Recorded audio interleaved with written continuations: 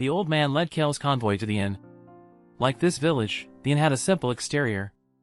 But because it was the place where the merchant corps who wanted to go to Henada's territory usually stayed, everything was available. Kale was in the best room, although he looked more comfortable than when he stood in front of Vinyan's stand. But even so, the fact that aristocrats was staying in the inn scared the old man. As aristocrat, he was quite fond of people being wary of him. But being treated excessively made him feel uncomfortable. Kale advised him to take it easy, and he also didn't like self-deprecating words. This is where the people who often come over his territory stop. There can't be a shortage here, so you don't have to worry. After hearing this, the old man pondered.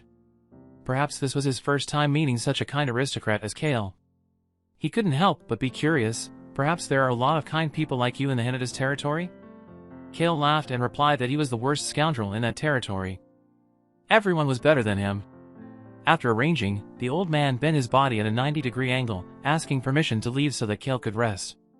Kale thought he must have needed more time to absorb what he just said. After a while, Hans came into the room, giving Kale the box he had prepared beforehand. The word curious appeared on Hans's face, which surprised Kale. Isn't a butler someone who shouldn't reveal his feelings? Hans didn't think so. Showing everything to the master is one of the things that a butler should do. He also considered himself as an interesting person. After finishing his rambling, Hans confirmed the time the convoy would stay in the village with Kale and left the room. Besides Ron, Hans was also someone who didn't tremble in front of him. Although he was a little wary, he was not afraid. That proved he was not a yellow streak. Putting the box on the bed, Kale slowly opened it. Inside this box was something that would save the poor, trick a psycho, and save Kale from getting hurt. This was the result of dealing with billows. To own it is not an easy thing. Ordinary people can't get it, moreover, it takes a huge amount of money. Several 100 million gallons, so, in order to save costs, he can only rent it, for 20 million gallons, in the name of Billows. That's why you have to meet him in the capital to return the items. Kale looked at the object in his hand. It is a black orb, used to jam mana orbits. This orb will cause chaos in mana orbits within a certain range, and magic devices will not be able to work. However, the disadvantage is that to use it, it needs to be installed 1 day in advance, and the use time lasts for 40 minutes. The price of the orb is really expensive, but the internal parts are sturdy so it won't be easily destroyed, which made Kale satisfied. With tool in hand, it is the time for the Workat sisters to show their abilities. Kale pulled out a map and started giving them directions. They were in the village. From here to the east of the mountain would see a mansion. To avoid detection, they must not go too close to that area. Behind the mansion there was a cave, where the 4-year-old black dragon was being held, and he planned to steal it. Because the Viscount was on guard, it was difficult for ordinary people to enter, but with the cats it was different. Their mission this time was to bury this orb in the mountain. The cats were very confident about this, because they could even hide from the adults in the Workat clan. Ordinary humans were nothing to them. Kale promised to feed them a lot of beef after they completed the quest. Speaking of food, the two cats couldn't help but be happy, immediately set off to complete the task. For the rescue to succeed, he alone is not enough. He must find more allies, and the best candidate is Choi Han. So now it's the scene where Choi Han sits in the room with him having some bread and drinking tea. Kale had to probe him first. Kale drank the familiar lemonade and asked Choi Han, "Have you ever seen a dragon?" Choi Han honestly replied that he had only seen dragon-like species. Kale knew what Choi Han was talking about, that must be the beasts that lived in the deep forest. In the place where he lived before, there were monsters, the species with deformed and ferocious appearance. Kale started to impart knowledge about dragons to Choi Han. Then he conveniently mentioned the poor plight of that dragon. Dragons are just like humans. Dragons, therianthropy, dwarves, elves, all of those species are similar to humans, for they all have emotions and souls. However, if they do not know who they are from birth but are imprisoned in the dark and live in it without knowing the existence of the sun, then they will lose their mind. No family, no longing for anything, just loneliness, a life full of tragedy. Life revolves around being abused until flickering. Hearing that, Choi Han's face was full of murderous intent. That reaction was not beyond Kale's expectations. With a kind person like Choi Han, there's no way he wouldn't get mad when he heard a story like that. Kale started to go into the main point that there was an entity like that nearby. He wanted to rescue it with Choi Han. He agreed immediately without thinking. But Kale's purpose was simply to rescue and release the dragon into the wild. not wanting to keep it for himself, simply because that dragon grew up in the torment of a human, so it was no longer trust in humanity. In addition, humans or dragons are species that like to stand above other species. And dragons are also a very arrogant species, so it is not easy to tame and keep it by his side. Most importantly, raising a dragon brings a strong feeling. That is the act of asking for trouble. There are 20 dragons in all continents from east to west. Owning one of them will make him the center of the whole continent. For someone like K-Uyn who wants to live a comfortable life, of course it is unacceptable. To sum up, K-Uyn would work with Choi-Han to rescue the dragon in silence. But here Choi-Han didn't need to kill anyone, they would quietly solve everything. K-Uyn asked Choi-Han to go down to the first floor and tell Hans to bring him a table of wine. The main purpose was to create a fake scene to make it easier to operate. Hans prepared everything according to K-Uyn's request, and then sat next to Choi-Han to watch over the cats while K-Uyn drank bottle after bottle. K-Uyn heard from the cellar that those are the special wines made from fruits and herbs that grow around the mountain. So they are also quite expensive. So K-Uyn bought all those bottles of wine to treat the whole convoy. It had better to get them drunk.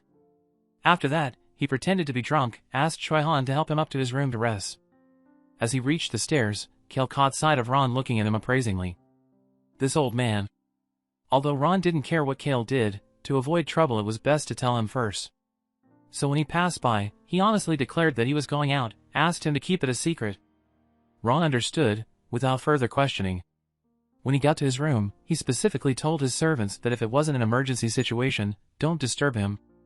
Then, while no one was paying attention, he whispered to Choi-Han that when the sun went down, got into your room through the window to start set off. On time, Choi-Han did as K-Uyn said, ready to rescue the dragon. Choi-Han was surprised at the strange thing K-Uyn was wearing. A black suit, the upper part near the chest had a symbol that had a white star in the center with 5 red stars around it. Without having time to explain, K-Uyn put on a mask and threw a similar set to Choi-Han. Thanks to the magic device that yesterday the Werkat sisters buried in the mountain, the magic recording devices will be deactivated. But that was still not enough. K-Uyn didn't want to be exposed. That was why he drank while it was still light and prepared these clothes. This is the outfit of the mysterious organization.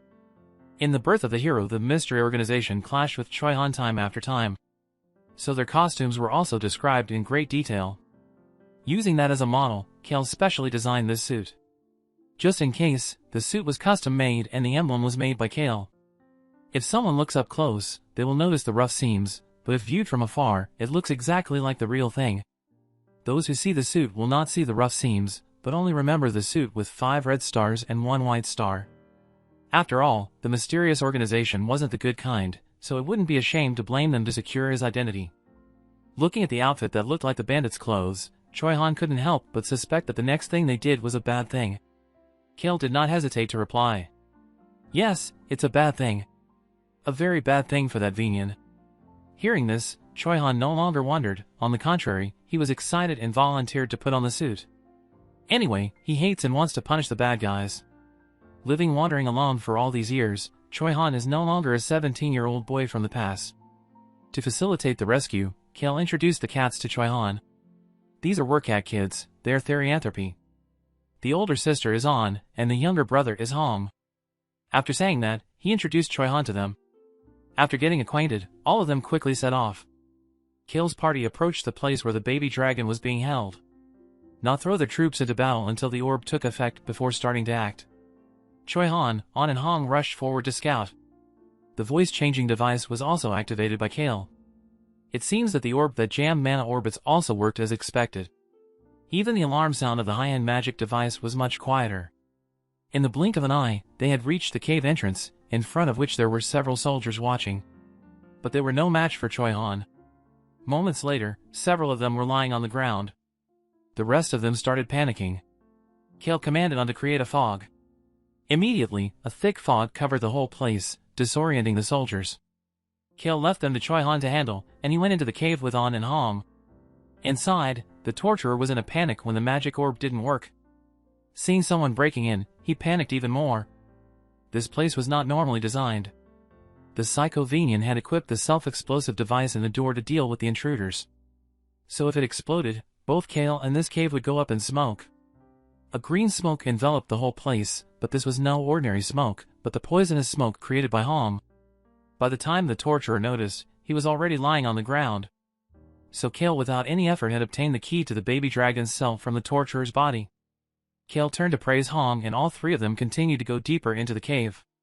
Finally, what they were looking for was right in front of them. The dragon was curled up in a corner resting, covered in wounds. The strong smell of blood rushed into Kale's nose. Kale was not afraid, used the key to open the door of the cell and stepped inside, approached the poor little dragon.